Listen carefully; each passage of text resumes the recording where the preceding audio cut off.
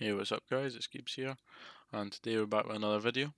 This is a slightly different video, and I'd just like to say to start, sorry for the lack of uploads lately. I've been working on quite a few tactics, none of them have really worked out the way I've wanted them to, or the way that the managers that in real life intend to play them. I feel like trying to make it work for the match engine has changed them just too far beyond them being just a recreation, more into just a working tactic, which isn't the aim of the series that we've been putting out so far. So we've scrapped a few. Currently working on Spurs, Pochettino, and Tuchel's PSG. I did try Mourinho at Spurs, but I couldn't really get what he was trying to play. So looking at Pochettino last year with Spurs, and then Tuchel this year with PSG. Both 4-2-3-1 variations. So it'll be interesting to see how we go on with that. So today we're with Oblique Kick, and this is his community league that I'm involved in. As you can see, there's 16 people in the league. It's a great idea that he's came up, and full credit to him, and a shout out to Old Lady Plays, who's put in a lot of effort to this, especially Oblique. Through the draft, that was 18 players from all 16 of us. Was a tough slog over a couple of days, and really full credit to him for making this happen, and wish him all the best with his series. But today we've just got to review the team. It was a community league. It was a draft, so we just got to pick, in order, similar to your NBA and your NFL drafts. That kind of way that we've done it. So if we look at the team, and I've got a tactic to view for you as well. So we'll look at it just now. So this is the team. The assistant manager has picked this starting 11. I didn't get all the players I wanted, unfortunately. Mbabu and Mendy are the only fullbacks we have, although Christopher Ayer can just play right back. So yeah, we're hoping that he can do a job there. Looking at the tactic though first, before we take you through my reasons for picking the players, it's a 4-4-2, which is mainly down to the players we've picked and you know the style that we want to play. So if you look, it's sort of not vertical tiki taka kind of style. Mainly based on your likes of your Marco Rose at Salzburg last year. It's a port that I've taken over from FM19. I've edited, and it's worked pretty well on other saves, so hopefully it works in this one. Building up through the back, a lot of interchanges with the inverted wingers with these two centre mids as well, and obviously the full backs getting up in support with the two strikers up top. So now we'll take you through position by position and just see why I picked the players. So starting in goals, we went with Thomas Strakosha with Fraser Foster as the backup. Strakosha we chose mainly because of his distribution. His distribution is very good. Not as much passing, but his long kicks and things like that is really good. That 12 kicking. But he's a brilliant shot stopper as well. There's no getting away from the fact that he is a brilliant shot stopper. So we're really happy with getting him. I did think that he wasn't going to be a popular first choice from people, but getting him in early was a good pick from myself. Then we look at my very first pick was Virgil van Dijk.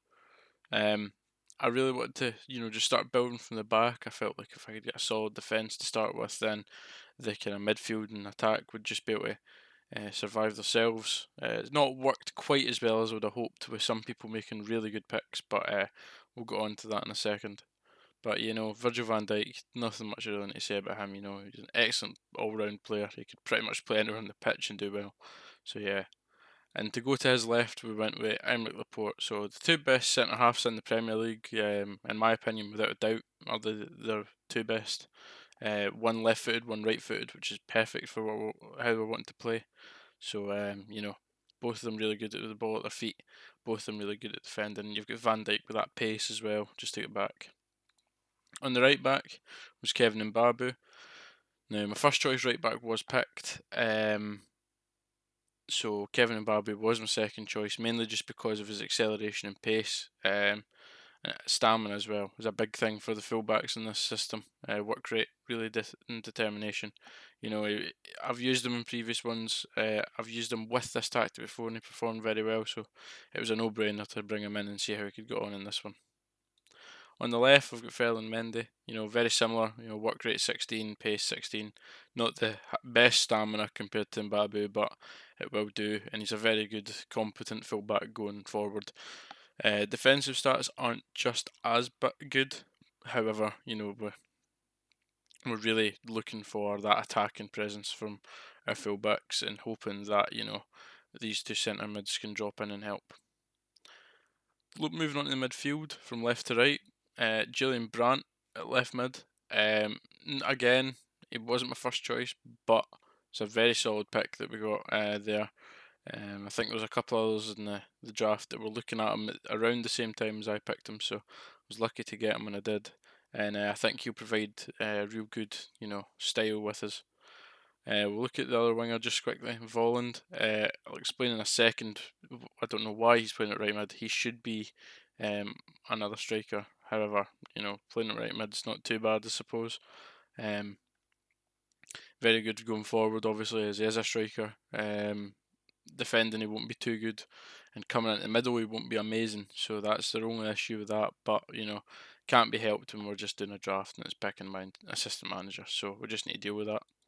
A deep line playmaker, we went with Olivier Ntcham. Now you'll start to see a running kind of style with this. We went for Celtic players. And that was mainly just for a bit of variety. I've used some of the Celtic players I have picked. I've used in multiple teams. I've signed them for multiple teams. They're players I know that can perform at a higher level than just playing with Celtic. So Ntcham was a good pick for myself, I'd say, especially for the system. And in the middle of that pitch, you can really dictate play and as much as he's just a deep line playmaker for me, he's very strong. He can hold people off the ball. He's quite skillful. So, I think he's an all-round player for that position. Now, Nathan Nandez was our pick as well. But this is who we wanted for our box-to-box midfielder. And if you look at his mental and physical stats, you can see why. It wouldn't be the first pick for everyone, but I've used him plenty this year, and he's been very good. 18 determination and 17 work rate for a box-to-box is exactly what you want. So can't complain there. With the two strikers are starting, we've got Odsonne Edouard and Santi Mina. Edouard again going for that little variety with the Celtic player, and if you've seen my Celtic tactic video, he done very well. I got him, I think it's 54 goals over a season using the tactics. It wasn't a pressing forward, was it a complete forward? However, pressing forwards has got good similarities to it with how the all-round play works. So we're hoping maybe a couple of similar results, and he could be certainly up there with the top scorers. And Santi Mina, I've kept an eye on him for a couple of years now in real life as well. He's developing a good player. I think he's heavily underrated in this and in FIFA. Not sure what you guys think of that, but I do think he's a really good striker in real life, and chose him. However, he was meant to be a backup, as with Volland. Our actual main striker was meant to be this man, Raul Jimenez. I'm not sure why he's not there. He's a pressing forward. It works perfectly, but we'll see how the assistant manager plays it out. So hopefully he can get in, and him and Edward can form a good partnership. Looking at the bench, going from defence to attack, we've got Christopher Ajer as our centre half, as we've said earlier. He'll certainly provide good cover. He's a good ball playing defender, and he'll allow Mbabu to have some time off as well. In the middle of the pitch, Diego Demi.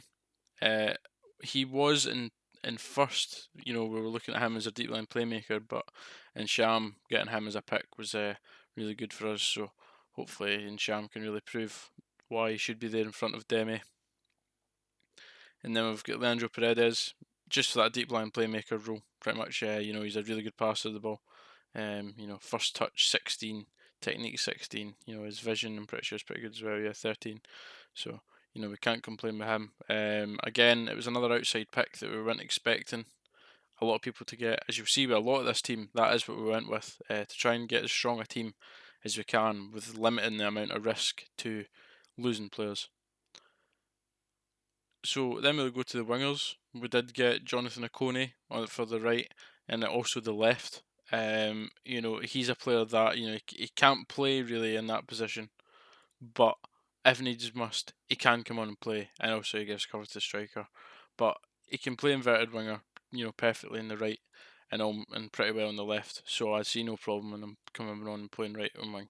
right and left wing, a bit further back. So hopefully he can get utilised quite well. Obviously with the assistant manager, it doesn't work quite as well. But you know, I've always found in Football Manager, you know, you need to take these with a pinch of salt. Especially for wingers, I'd say. You know, for backups, you can't always just rely on them being perfect in the position. Ikoni's a brilliant player, and he can certainly give a lot to us going the right side in that four in midfield. And then we've got James Forrest again. Another one that's not the best at right mid, but is really good going forward. He gets a lot of assists, a lot of goals when I play with Celtic. So yeah, we're hoping to see a good from him, and obviously Raul Jimenez. So that's the team pretty much. You know, we did a lot of things to try and, as I say, try and get the best out of it. When we look at the season preview, we are ranked at the bottom, which is really disappointing. We really did expect to, you know, be that touch better than sitting bottom. But however, you look at three of us, it's 1,000 to 1 to win. Oblique Kick, obviously, you know, he's top. He did a really good team, as you can see here. I've got a feeling they'll all be in 4-4-2 because of the way I've got it set up. Yeah, but you know, Oblique Kick, you can see his team. It's experienced, to say the least. However, it's a lot of good players, and you know, you can't really complain when you're getting that many players of that quality in the door, no matter their age. But yeah, that has been my overview of my team, guys, for the Community League. I will leave a link to Oblique Kick's channel in the description, and a link to his startup video and his episode 0 explaining his team in the description. Go and give him a lot of love. You know, he's really worked hard for this, and I know I don't bring in a lot, but you know, any views going over there from here, I'd appreciate, guys, because he's really put a lot into this, and I really hope you enjoy it. So anyway, I've been Keebs, as always. I'll see you next one. Cheers.